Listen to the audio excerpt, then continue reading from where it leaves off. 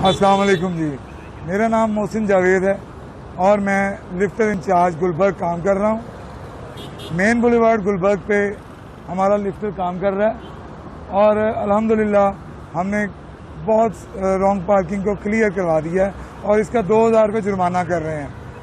तमाम अवामुन्नास से हमारी इल्तमास है कि गाड़ी को हमेशा प्लाजे की पार्किंग में खड़ा करें और जहाँ पे भी पार्किंग प्लेसेस बनी हुई हैं वहाँ पे खड़ा करें। इस तरह खूबसूरत रोड्स होंगी तो आपके चलने में आसानी होगी। इसके अलावा वन वे की खिलाफवर्जी और रॉन्ग पार्किंग, इन दोनों चीज़ों पे 2-2 हज़ार रुपये जुर्माना है, जो कि आपकी जेब पे बहुत भारी है। आप लोगों ने हमारे साथ कोऑपरेट करना है और वन वे की खिलाफवर्जी नहीं करनी और रॉन्ग पार्किंग से इज्तनाब करना है।